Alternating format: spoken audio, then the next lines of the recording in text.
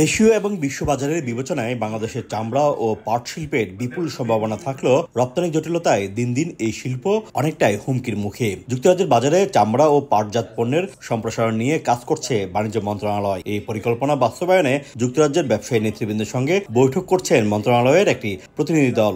এতে রপ্তানি বৃদ্ধির লক্ষ্যে বিভিন্ন বিষয়ে আলোচনার পাশাপাশি জটিলতা নিরসনে করণীয় নির্ধারণ করে সে অনুযায়ী কাজ করার আহ্বান জানান ব্যবসায়ী নেতারা। আমাদের সমস্যা আমরা তুলে ধরেছি, আশা করি আজকের যে মিটিংটা হয়েছে অত্যন্ত ফলপ্রসূ আমি বলবো। আমাদেরকে প্রমোট করতে হবে, ব্র্যান্ড করতে হবে, ব্র্যান্ড বাংলাদেশ এটা করতে হবে, কারণ বাংলাদেশে আমি মনে করি যে প্রচারের অভাব আছে। লন্ডন সফররত বাণিজ্য মন্ত্রণালয়ের প্রতিনিধিরা বলছেন, প্রধানমন্ত্রী শেখ হাসিনা চামড়া ও পাটজাত পণ্য খাতকে এগিয়ে নিতে বিশেষ নির্দেশনা দিয়েছেন। দেশে ফিরে এসব পণ্যের বাজার তৈরিতে সময় উপযোগী পদক্ষেপ নেবেন।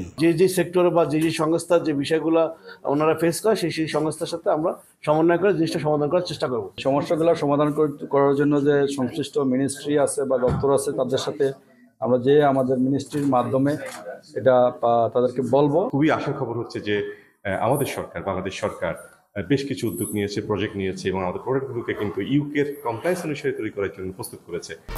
1, 2, 3 ঢাকায় জমি জিতে নিন 100% ক্যাশব্যাক সহ 20 কোটি টাকার পুরস্কার। যুক্তরাজ্য বাংলাদেশের দীর্ঘদিনের পরীক্ষিত বন্ধুরাষ্ট্র।